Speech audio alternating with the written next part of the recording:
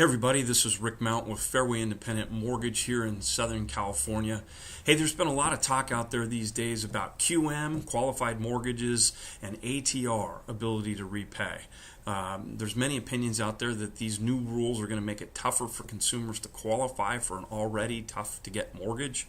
So we wanted to dive into that this week in this week's Quick Facts and share with you some of the things that make up qualified mortgage. So these rules went into effect on January 10th. These rules are as a result of the Dodd-Frank and Reform Wall Street Act that was passed post subprime credit meltdown. So let's talk about this.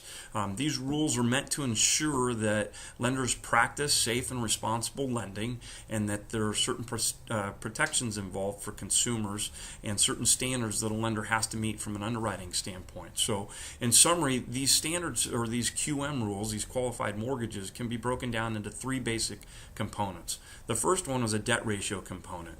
The new rule states that a borrower must demonstrate their ability to repay by meeting a 43% debt ratio standard. So a debt ratio is a calculation used by underwriters to determine somebody's ability to repay.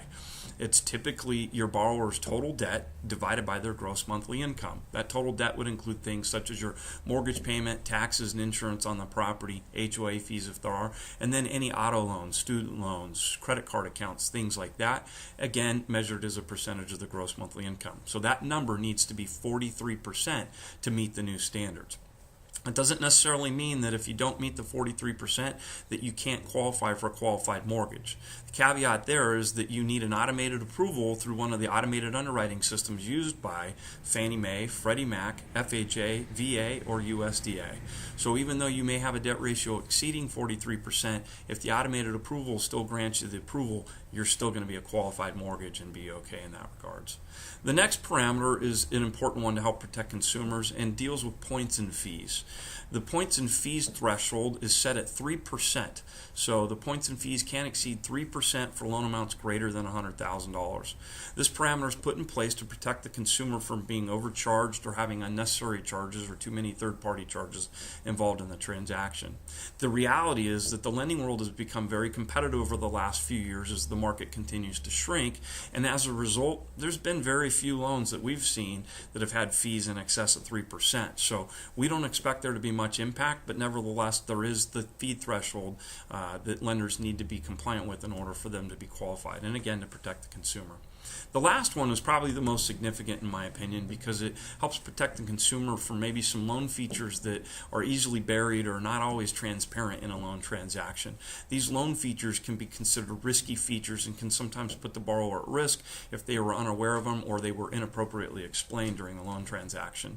These loan features include payments with deferred principal, negative amortization, so loans that have the ability to go upside down or create a negative equity situation for the borrower, interest-only payments, so some portion of your payment, every payment, needs to go towards your principal reduction, balloon payments, terms greater than 30 years, so no longer can you be offered a 40-year mortgage and still be qualified mortgage, and irregular payments. So these again are helping to protect the consumer, and in my opinion are probably more significant than the first two because they do protect the consumer from these risky loan features. So what does all this mean? Well, it's all designed to help protect the consumer and to ensure that lenders practice safe and responsible lending practices.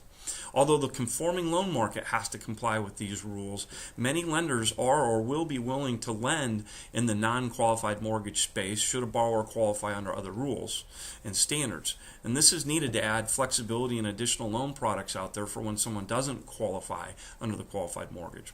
So if you're not a qualified mortgage and you don't qualify and you get a loan that's a non-QM loan, does that mean your loan is bad? Not necessarily. It just means that you need to be more aware of why your loan is not a QM loan and make sure it's still suitable for your needs and meeting your purposes and doesn't contain any of the risky features that could put you at risk. As you can tell, the lending world continues to evolve and becoming more complex. Gone are the days where anybody could qualify for a loan, and more importantly, anybody could be a loan officer offering the loan. We take great pride here at Fairway, California, and being lending professionals, providing good, solid, sound advice, and helping people make healthy decisions. So if we can help you or anybody you know, don't hesitate to reach out to us. We're here for you. We look forward to serving you. Make it a great week. We'll talk to you soon.